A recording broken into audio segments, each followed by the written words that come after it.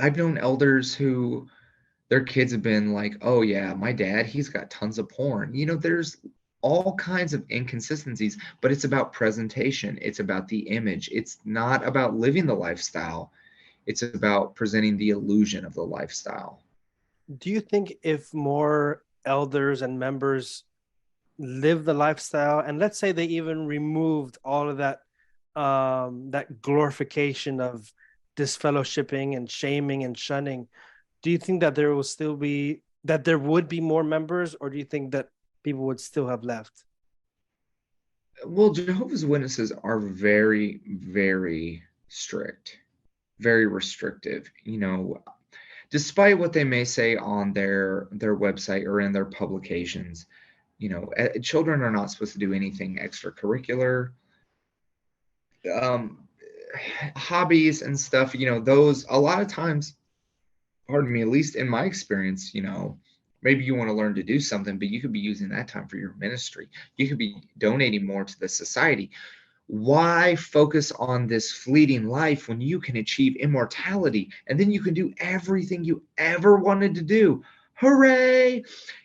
And so you'll be like, yeah, I wanted to take this class or I wanted this job, but no, I'm going to live forever. I'm going to build my own house and live in it until it starts crumbling around me and then build another. I'm going to watch my family line to sin forever.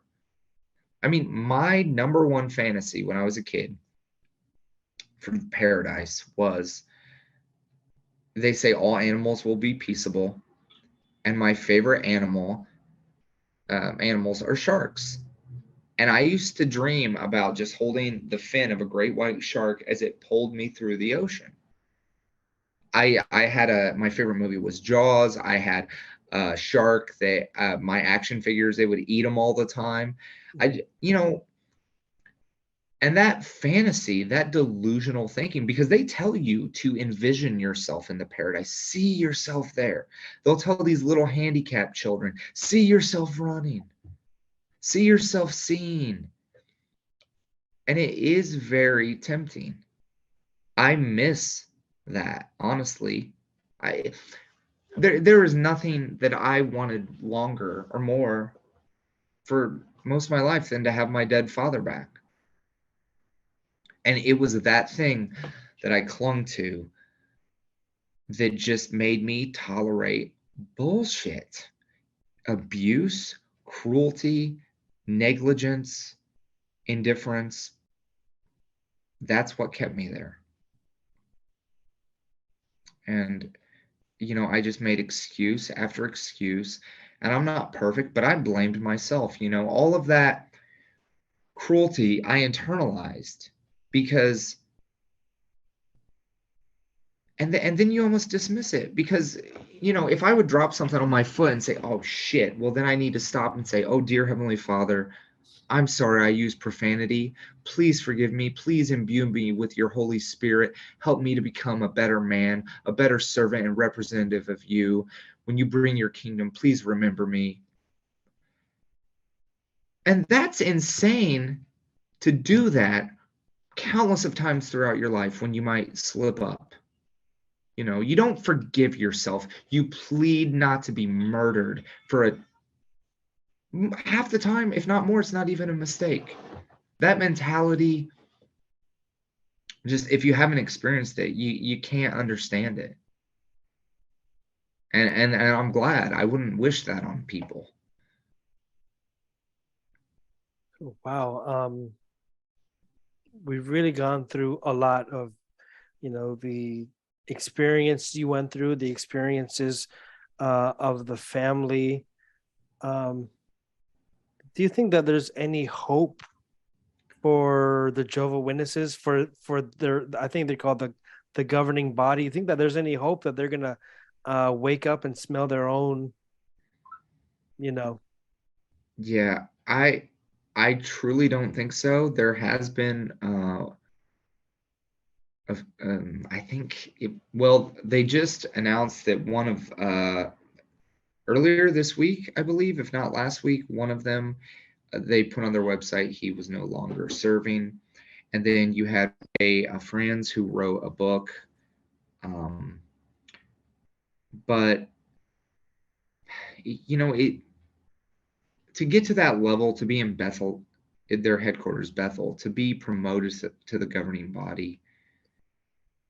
I just don't know, because quite often these families are multi-generational. It's grandparents, parents, children, cousins, and there's a lot of hooks in you. And that must be very hard to break free when you have, maybe dozens of people that you love or are close to. I really had no one. I had, one family that I cared for very deeply, but, and then my mother. And I wasn't speaking to any of them um, towards the end. So, I just don't know. I don't think that I am remarkable because I realized I was in a cult. I don't. I think that the cult broke me, and out of complete desperation, well, I mean, I destroyed my life. Absolutely every aspect I was destroyed. And in that wreckage,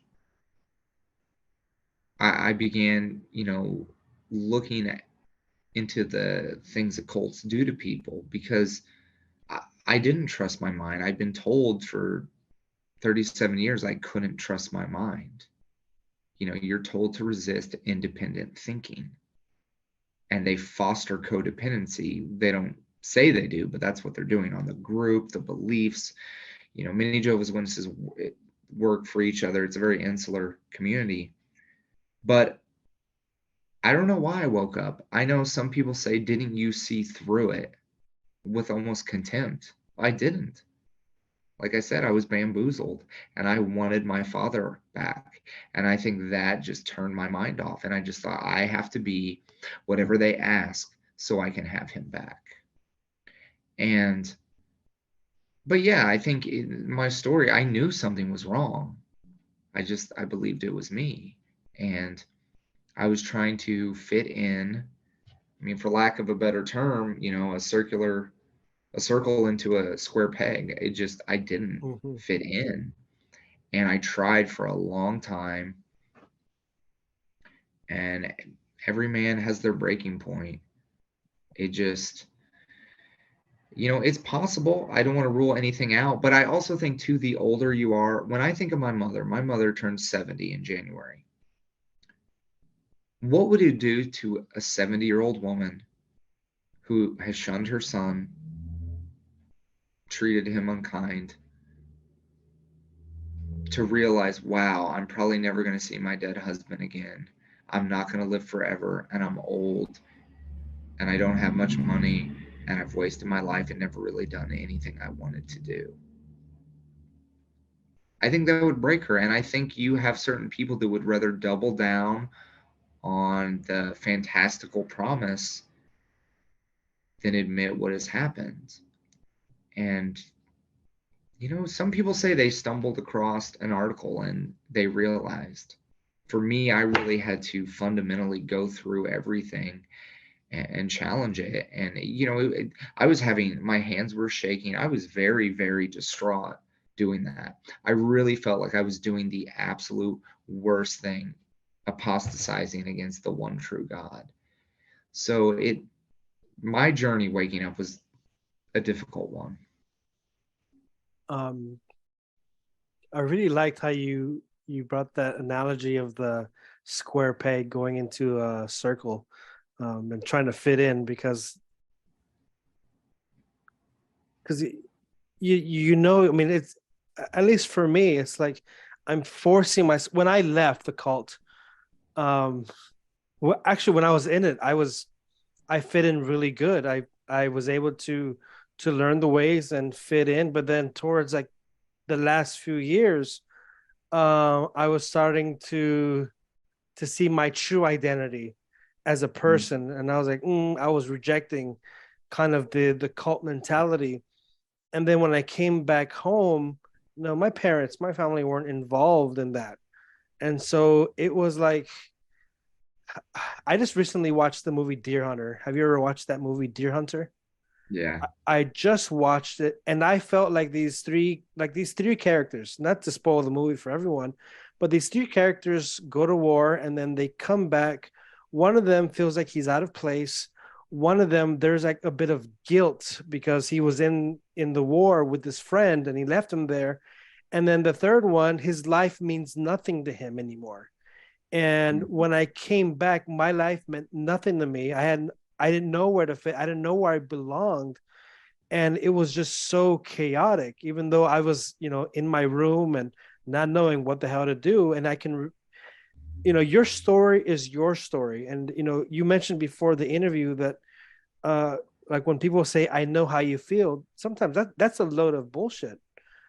uh, uh, Yeah. but like reading your book, I don't know how you feel, but I can relate. And there's that resonance where it's like, oh snaps, because I remember really drinking myself at times and just escaping.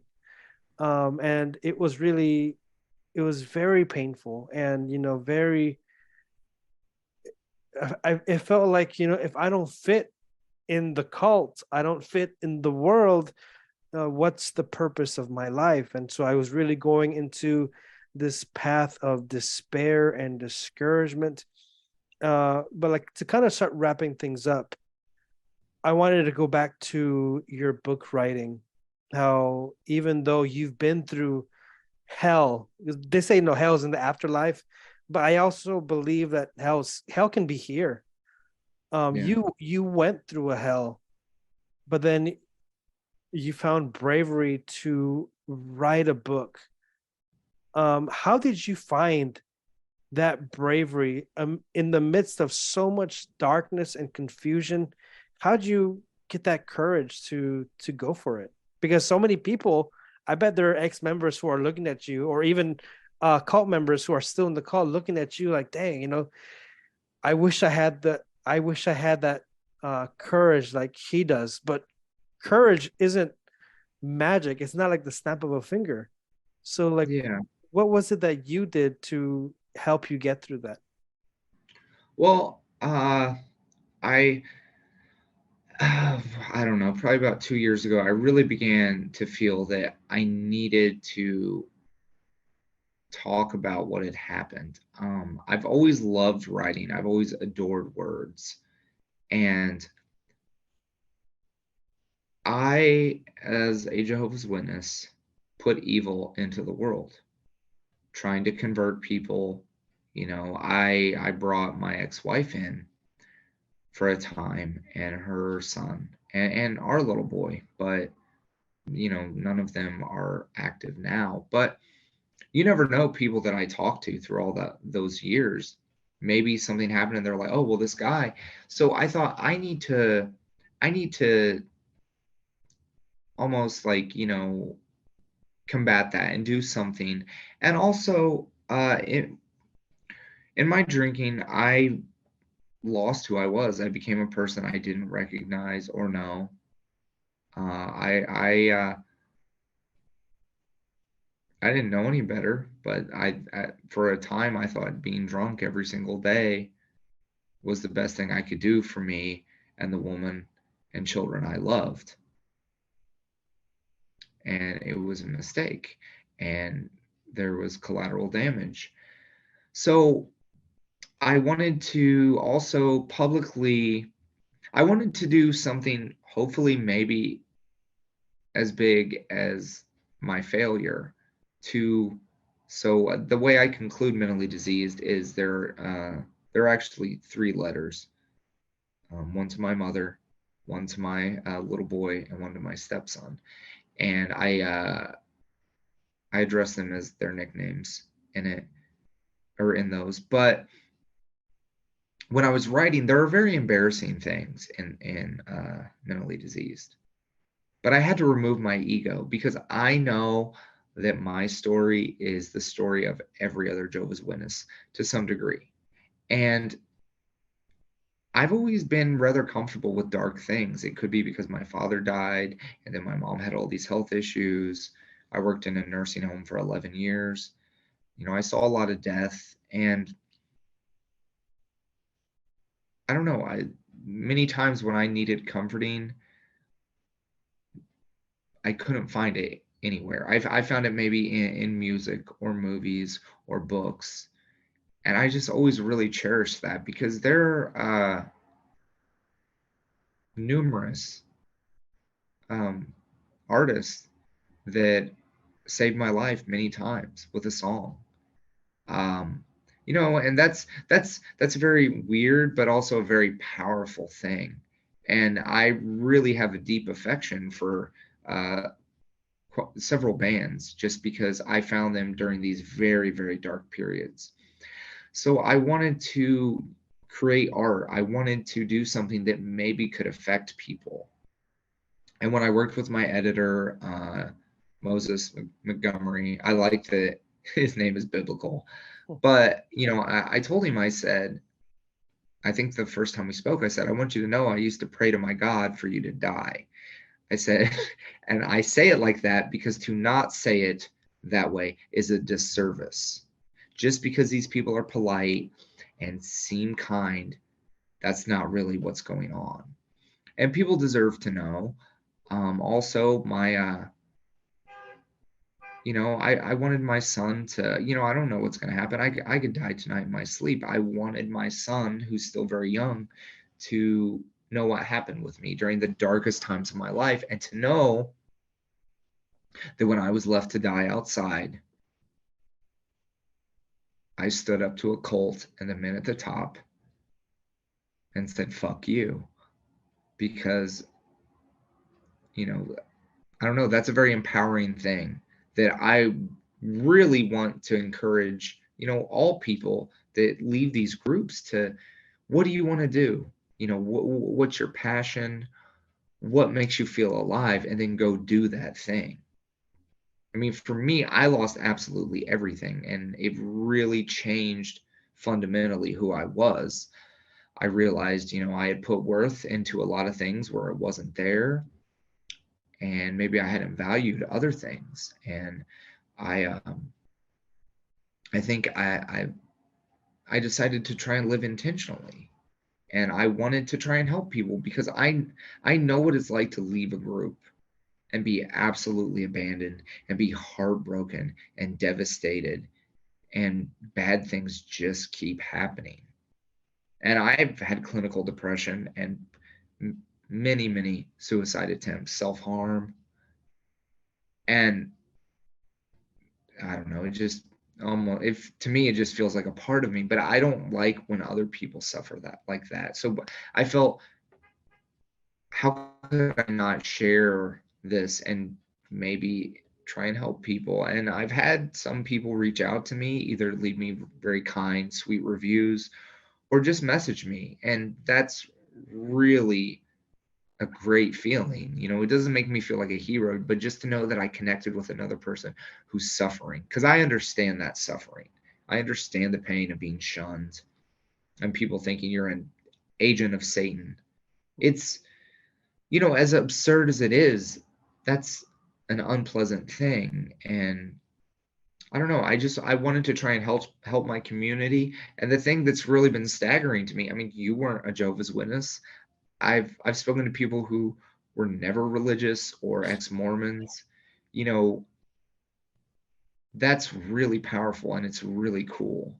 And I feel regret for who I was. I feel shame for who I was in many, many ways, being just, a judgmental person that, I did look at people and think, oh, well, they're not doing this, so they deserve death. And I did that a long time, and it's hard to reclaim your humanity. I feel like every time you have a realization, your brain starts going back through every memory and reframing it with this new knowledge. And sometimes I wish I'd stop realizing things because it's really painful. It's exhausting. So yeah, that was a great interview. I'm very thankful that I read your book. I mean, I came across you. I'm not sure if it was first on Instagram or on Twitter, or I don't know. I Was think it I Twitter? think Twitter. I think so. And so Me, I'm a slow reader, and I saw your book, and it's like, man, it took me a while because like I'm very slow, but I would, I have a Kindle and I'd be like walking around, I'd be walking in my car, I'll be driving, and I take notes because I forget, chapters, and it's like what did I read? But I try my best to really, especially if I'm gonna have a guest, to read their material and to hopefully, be a good host when they're on the podcast. So I hope I've been a good Yeah. host on this podcast. And where can people find this book? So you can Google mentally diseased book. That will come up. It's also available on Amazon and Barnes and Noble, Walmart. You can also Google Micah Losh. It'll have my social media accounts and yeah, and also uh, just if any. I mean, I'm no authority, but I do understand despair and depression and wanting to die so you don't hurt. So if anyone is has left a group and is struggling, you can feel free to message me and reach out. And you know, I work crazy hours, but I will respond and give you a listening ear and you know do what I can. So thank you very much, Micah. It's been a pleasure. And I'll be leaving all that those links for the Amazon and Barnes and Noble, etc., on the show notes. So hopefully the listeners and the viewers on YouTube or on Spotify can go check that out and can find your book. And will there be any future books? So yes, I have two books in the work at various stages. There's a poem before each chapter in Mentally Diseased, and so I had leftover poems that I wrote from 2002 to 2022, and I've compiled them into a collection. I'm gonna title that "Gangrenous Speeches," and then I'm also writing a horror novella about the Antichrist and causing problems for the one true religion, and I'm gonna call that "Despicable," and that's gonna come out this December. Did you say December or September? Oh, December with a December. D. Okay. Yeah. So uh listeners, keep that in mind. So you gotta storm the Amazon and buy his book and buy his future books when they come out. Again, thank you so much, Micah. It has been an honor to have you on this show, and I look forward to seeing more of your content soon. Uh, I am Awesome. I'm your host, Ryan Anthony Hernandez, and I've been joined by Micah Losh. This is the Truth That Heals podcast.